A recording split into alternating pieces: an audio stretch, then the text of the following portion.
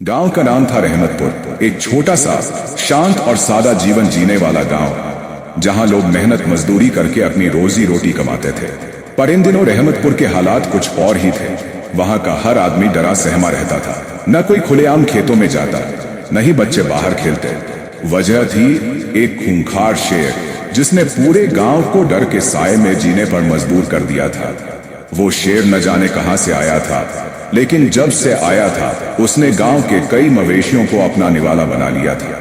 धीरे धीरे वह इंसानों पर भी हमला करने लगा। पहले एक चरवाहे को मारा, फिर एक बुजुर्ग को खेत में दबोच लिया। डर इतना बढ़ गया था कि लोग अपने ही घरों में कैद होकर रह गए थे। गांव के बड़े बुजुर्गों ने एक जगह बैठकर सलाह की। सबने तय किया कि अब इंसानों की मदद नहीं, अल्लाह की रहमत ही काम आ सकती है। सभी गांव वाले पास की पुरानी मस्जिद में जमा हुए, जहां नम आंखों से दुआ की गई, या अल्लाह, इस गांव को इस औफत से निजात दिला, हमारी रक्षा कर। गांव दिन ब दिन वीरान होता जा रहा था। खेत सूख रहे थे, बच्चे उदास थे, और औरतें अपने शौहर और बच्चों के लिए अल्लाह से दुआ कर रही थी। एक दिन गांव के कुछ बच्चे, जो अब भी मासूमियत में खेलते रहते थे, गांव के बाहर एक खुली जगह पर कंचे खेल रहे थे। अचानक वहां से एक बुजुर्ग मुसाफिर का गुजर हुआ। लंबी सफेद दाढ़ी, माथे पर नमाज का निशान, कंधे पर झोला और पांव में धूल से सने चप्पलें। यह थे सूफी संत। उन्होंने बच्चों से पूछा, बच्चों, क्या मुझे थोड़ा पानी मिल सकता है? बच्चे खेलना भूल गए और दौड़कर पानी लेने भागे। किसी ने अपने घर से लोटा लाया तो किसी ने मटका। संत ने पानी पिया, फिर मुस्कुराकर बोले, बच्चों, अब तुम जो भी मांगोगे वो मिलेगा। बताओ क्या चाहिए? बच्चे चौंक गए। एक छोटा बच्चा आगे बढ़ा और बोला, हुजूर, हमारे गांव में एक शेर है, उसने मेरे सबसे अच्छे दोस्त को मार डाला। अब हम बाहर नहीं खेल सकते। हमारी अम्मी अब हमें खेतों में भेजने से डरती हैं। बहुत लोग मारे जा चुके हैं। क्या आप उसे भगा सकते हैं? संत कुछ पल शांत रहे, फिर बोले, अल्लाह की रहमत से हर मुमकिन चीज हो सकती है। आज रात मैं गांव के बाहर उस पेड़ के पास नमाज पढ़ूंगा, देखते हैं क्या होता है। गांव के लोग डर गए। किसी ने कहा, आपका क्या होगा बाबा, वो शेर बड़ा ही खतरनाक है। पर संत मुस्कुराए, जो अल्लाह के रास्ते पर चलता है उसे कोई नुकसान नहीं पहुंचा सकता। रात का वक्त हुआ। गांव अंधेरे में डूब चुका था। लोग अपने घरों में थे, पर खिड़कियों से झांकते हुए सब उस पेड़ की ओर देख रहे थे, जहां सूफी संत वुजू कर चुके थे और अब सजदे में थे। अचानक जंगल की ओर से गुर्राने की आवाज आई, हड्डियां जमा देने वाली। वो आवाज गांव वालों की रूह कांप गई। शेर धीरे धीरे सामने आया। उसकी आंखों में वही खूंखार चमक थी, पर सूफी संत अपनी नमाज में मग्न थे। शेर पास आया। वह एक जोर की दहाड़ मारता हुआ संत की ओर बढ़ा। गांव वालों की सांसें थम गईं। सबने आंखें बंद कर लीं, जैसे अगली चीख अब संत की ही होगी। लेकिन तभी सूफी संत ने नमाज पूरी की और खड़े होकर बोले, रुक जा, तुझे अल्लाह का वास्ता।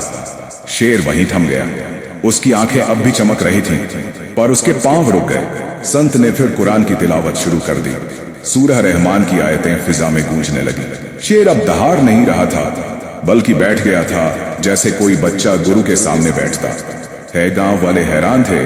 उनकी आंखें खुली की खुली रह गईं। शेर अब शांत था। सूफी संत ने दुआ की और बोले, अब ये शेर किसी को नुकसान नहीं पहुंचाएगा। ये अल्लाह की रहमत का फरिश्ता है। उस रात के बाद से शेर हर रात उस पेड़ के पास बैठता और कुरान की तिलावत सुनता। वो अब गांव का रक्षक बन गया था। गांव के मवेशी खुले में चरने लगे, बच्चे फिर से खेल कूद में लग गए और लोग खेतों में जाने लगे। गांव में अब फिर से रौनक लौट आई थी। लोग कहते, वो संत नहीं, फरिश्ता थे जो हमारी जान बचा गए। दिन बीतते गए। संत वही गांव में रहने लगे, कभी मस्जिद में, कभी किसी के घर, लेकिन शेर हर वक्त उनके साथ रहता। उन्हें कहीं जाना होता तो शेर साथ साथ चलता। लोग उसे अब डर से नहीं, सम्मान से देखते थे। पर वक्त एक जैसा नहीं रहता। एक दिन संत की तबीयत अचानक बिगड़ गई। उन्हें तेज बुखार था। गांव वालों ने सब कुछ किया, वैद्य बुलाया, डॉक्टर बुलाया, दवाएं दी, पर सूफी संत की तबीयत सुधरने का नाम नहीं ले रही थी। एक दिन मौसम कुछ अजीब था। बादल घने थे, हवा में नमी थी। उस दिन सूफी संत मस्जिद से लौटते हुए थोड़ा थके थके लगे। उन्होंने ज्यादा बात नहीं की, बस मुस्कुराए और अपने कमरे में जाकर लेट गए। शेर भी उनके साथ ही कमरे में गया और उनके पास बैठ गया। संत ने शेर की पेट पर हाथ फेरा, जैसे कोई बाप अपने बेटे को दुलारता है, और फिर आंखें बंद कर ली। गांव वालों ने जब देखा कि संत बाहर नहीं निकले तो उन्होंने जाकर देखा संत तेज बुखार में तप रहे थे।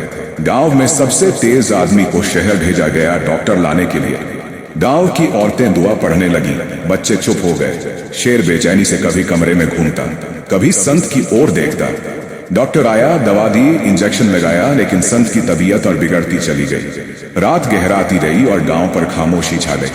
आखिरकार सुबह की अजान के वक्त सूफी संत की रूह इस फानी दुनिया से रुखसत हो गई। उस वक्त शेर जोर से दहाड़ा, मगर ये दहाड़ वैसी नहीं थी जैसी पहले होती थी। ये दर्द से भरी थी, जैसे किसी ने उसका दिल तोड़ दिया हो। गांव वाले सहम गए, पर शेर ने किसी को नुकसान नहीं पहुंचाया। वह संत के पास लेट गया और चुपचाप रोने लगा। किसी ने कभी नहीं देखा था कि शेर की आंखों से आंसू भी गिर सकते हैं।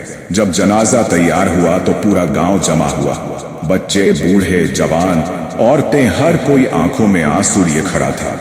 और जनाजे के पीछे पीछे चल रहा था शेर। हाँ, वो खूंखार शेर अब इंसानों के साथ साथ चल रहा था, बिल्कुल शांत, जैसे कोई शोक में डूबा इंसान। जनाजा जब कब्रिस्तान पहुंचा तो शेर सबसे आगे था। जैसे ही संत को दफन किया गया, शेर कब्र पर बैठ गया। उसने वहां से हटने से इनकार कर दिया।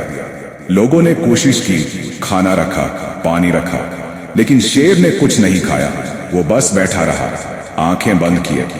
कभी कभी एक दर्द भरी दहाड़ के साथ आंसू बहाता। दिन बीते, रातें बीती, लेकिन शेर वही रहा। गांव वाले रोज उसे देखने आते, मगर अब वो किसी से नजदीक नहीं आता। सिर्फ बैठा रहता, जैसे अपने दोस्त की राह देख रहा हो। एक दिन सुबह गांव के कुछ बच्चे आए और देखा कि शेर हिल नहीं रहा। वो उसकी तरफ भागे, मगर शेर अब इस दुनिया में नहीं था। वो वहीं उसे सूफी संत की कब्र पर बैठा था। यह खबर पूरे इलाके में फैल गई। लोग दूर दूर से आए देखने की कैसे एक जानवर ने इंसान से मोहब्बत की, कैसे एक शेर इंसान की कब्र पर भूख प्यास छोड़कर मर गया। अब गांव के बाहर वो कब्र एक मजार बन गई थी, सूफी संत और शेर की मजार। वहां अब लोग मन्नतें मांगते, फूल चढ़ाते और हाथ फैलाकर दुआ करते कि उन्हें भी वैसी ही सच्ची मोहब्बत और सुकून वाली जिंदगी मिले जैसी उस शेर को अपने वली के साथ मिली थी। गांव वालों ने उस जगह को सजाया, वहां एक छोटी मस्जिद भी बनवाई और पेड़ के नीचे पत्थर से एक छोटा सा नाम लिखा, बाबा और उसका वफादार शेर। अब जब भी शाम होती है और हवा हल्की सी पेड़ के पत्तों को हिलाती है तो गांव वाले कहते हैं, सुनो, वो शेर आज भी तिलावत सुन रहा है और बाबा मुस्कुरा रहे हैं।